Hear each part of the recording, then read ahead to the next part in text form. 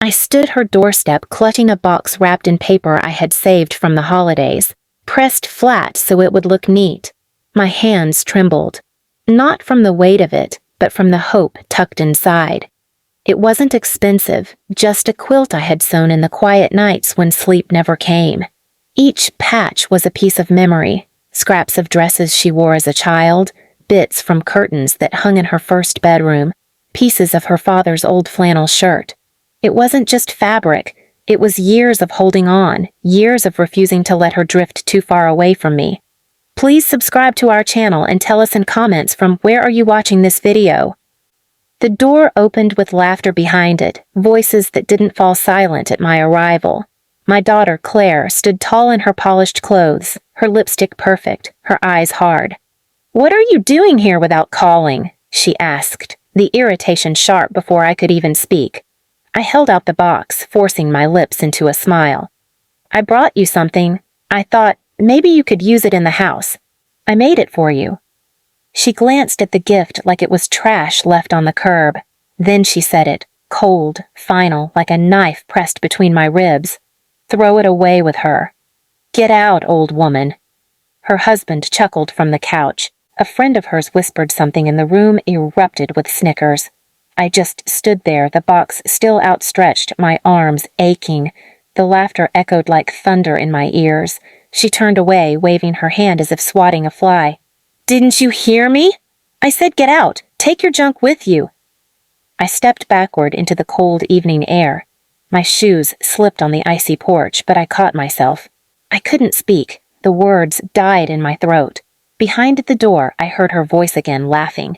Can you believe she actually thought we'd want something from her? As if old women like that have anything to give. I stood there for a long moment with the gift pressed against my chest. My fingers dug into the quilted box, feeling the seams, the life sewn into it. Something in me cracked. Not the fragile bones they thought were brittle, but something deeper, something harder. I had carried her in my body, carried her when she was too weak to walk, carried her dreams when she had none of her own, and now she spat me out like poison. I turned and walked down the street, the box still in my hands, my shadow long on the snow. The sting of betrayal wasn't new. She had ignored calls, mocked me at gatherings, dismissed me when I tried to help. But tonight, she'd stripped away the last veil. She wanted me gone. She wanted me erased. But as I reached the corner, I felt something shift. My breath slowed, and with it came clarity. She thought the box held only fabric, only scraps. She thought I carried weakness in my frail frame. She thought I was just baggage clinging to her doorstep. What she didn't know was that inside that quilt I had sewn more than memories. I had stitched in truths she had buried, pieces of her past she prayed no one would ever see again. And one day soon, when the right eyes landed on it, she would understand that throwing me out wasn't the end of the story. It was the beginning. I tightened my grip on the gift and kept walking. The walk home that night felt heavier than any burden I had carried in my 71 years. Snow crunched beneath my shoes, the box clutched to my chest as though I were carrying a coffin. Streetlights blurred through tears, but I kept walking.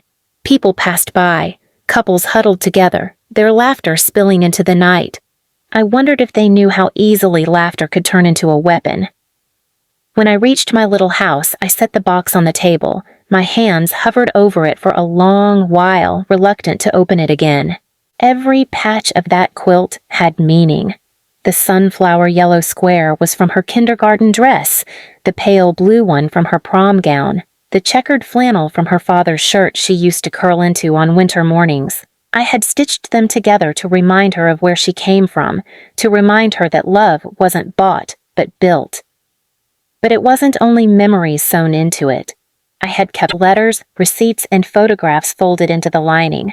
Evidence, proof of the choices she had made, choices she thought were long gone. I hadn't hidden them out of malice. I had saved them when she was young, thinking one day she'd want to look back at her mistakes and see how far she'd come. But now, after her cruelty, I saw them for what they really were, her skeletons, sewn beneath bright patches. I touched the stitches with trembling fingers.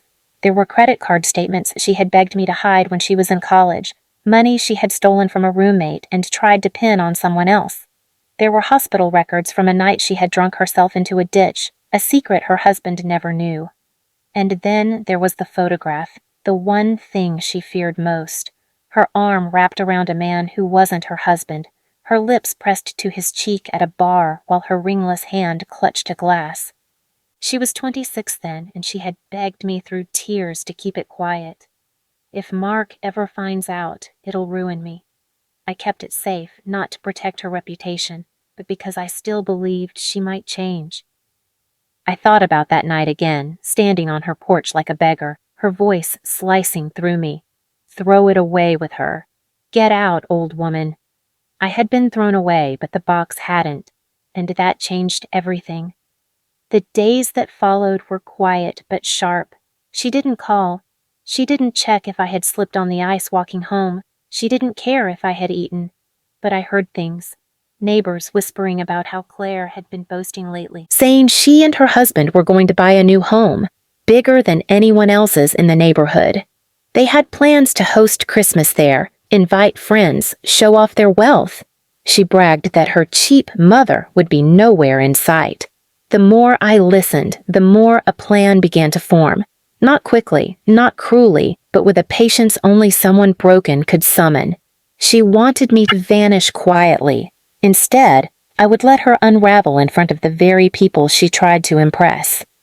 I went to the quilt again, carefully loosening the seams. My fingers ached, but I worked by lamplight until the pieces came free. The receipts, the hospital reports, the photographs. I laid them out one by one across my table. They looked harmless on their own, just scraps of a past she thought buried. But together, they painted a portrait she couldn't escape from. It wasn't about humiliating her in front of strangers. It was about making her see that the woman she mocked, the one she called useless, had always been the one protecting her. I had kept her secret safe. I had kept her life intact. And now, she had turned her back on me. A week later, an invitation came through the mail, a glossy card with gold trim, holiday dinner party at Claire Mark's new home. The words were printed as if they were royalty hosting a ball. My name wasn't on the list of special thanks, but the card had still been mailed, likely by accident or perhaps out of pity. I slipped it into the drawer, but my mind wouldn't let it rest. That night, I sat with the quilt once more, this time folding it carefully. I placed the evidence back inside, stitching the fabric just enough so it wouldn't fall apart, but loose enough that, with a tug, everything would spill free. Then I wrapped it again, neat and polished, just as I had before. The night of the party came. I walked to her new house slowly, the snow crunching beneath my boots, the quilt in my arms. The house glowed with golden lights, music spilling out as laughter filled the street. Cars lined the driveway, the guests inside wearing pearls and pressed suits. I could already imagine the look on her face when she saw me step through the door. But I wasn't there to beg. I wasn't there to plead for a seat at her table. I was there to let her open the gift she thought was worthless, to let her discover that sometimes what you throw away comes back heavier than you can carry. When I arrived at her new home that night, I could already hear the piano music drifting through the open windows and the laughter of guests echoing down the street. It wasn't the kind of laughter that warmed a house. It was the brittle kind, sharp and showy, meant to impress. I paused at the gate, the quilt heavy in my arms. I wondered if anyone would even notice me. After all, hadn't she already told me I was nothing? I stepped inside quietly, slipping through the open door. The house was full, every corner glowing with chandeliers and candles. Her new friends, wealthy neighbors, colleagues of her husband, sipped wine in crystal glasses. She stood at the center of it all, radiant in a red silk dress, her hair curled and pinned just so. She saw me almost instantly, and her smile faltered. "Mother!" she hissed under her breath as she approached, her heels clicking on the polished floor. "Why are you here? You weren't supposed to." Before she could finish, one of her guests, a tall man with slicked-back hair, turned and smiled. "Oh, Claire, is this your mother? What a pleasure to meet the woman behind such a beautiful daughter." Her face froze, her mouth caught between a smile and a scowl. She had no choice but to nod, to introduce me. But I saw the twitch in her jaw, the fury hiding beneath her painted grin. I waited until the room quieted, until the pianist had finished his song and all eyes naturally drifted toward the center. That was when I stepped forward, holding out the box with the quilt neatly folded inside. "I brought you something," I said softly, my voice steady though my hands trembled. She rolled her eyes the way she always did when she thought she could humiliate me. "Oh God, Mother. Not another one of your little handmade projects. Honestly, nobody wants your scraps." Some of the guests chuckled politely, unsure how to react. Others shifted awkwardly, their eyes flicking between us. She grabbed the box and pulled the quilt out, holding it up with a sneer. "See? This is what she does," she announced to the room. "She thinks this kind of thing matters. Old fabric, old memories, trash dressed as treasure." She tossed it toward the sideboard carelessly, but when it landed, the stitches gave way. Papers slipped out. First a folded hospital record, then a photograph, then receipts spilling across the polished floor like confetti. The room went silent. "What is this?" someone whispered. Claire bent down, snatching up the papers, her face draining of color as she scanned them. The hospital discharge sheet with her name on it, dated years ago. The credit card receipt in someone else's handwriting. The photograph, her arms around another man in a bar, lips too close to deny. Gasps spread like wildfire through the crowd. "Claire?" Her husband's voice was sharp, cutting through the murmurs. He picked up the photograph from where it had landed near his feet. "What is this?" she stammered, her voice breaking. "It's nothing. Old. Someone's lying. It doesn't matter anymore." But the quilt had given up more than one secret. The receipts told stories of lies, the records whispered of nights she never confessed, and the photos shouted louder than any denial could drown. Guests began to murmur, their voices low but sharp. She cheated, she stole, and she parades around like she's perfect. Her husband's face twisted with fury and shame. "You lied to me! You let me stand here with you thinking we built this life on honesty. You humiliated me in front of everyone."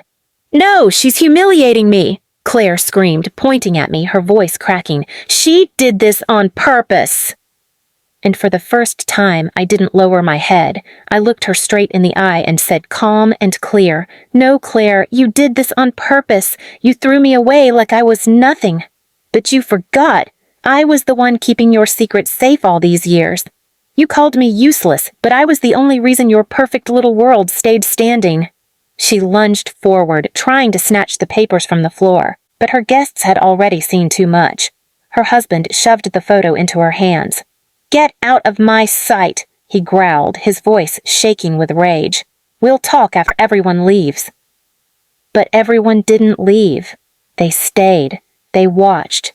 They whispered. And every whisper was a nail in the coffin of the reputation she had built. I turned to go, but just before I reached the door, I said one last thing. Not loud, but loud enough for her to hear. "You told me to get out of your house. Tonight I did, but I left the truth behind. And the truth will stay longer than I ever could." As I walked into the snow, I didn't feel like a beggar. I didn't feel like a burden. I felt like a storm finally breaking, the kind that sweeps through and leaves the ground clean. Behind me, I could hear the chaos rising. Her sobbing, her husband's fury, the guests' sharp words. By morning, the quilt that had once been worthless to her had unraveled her entire life. And she was the one left with nothing. Please subscribe to our channel and tell us in comments. From where are you watching this video?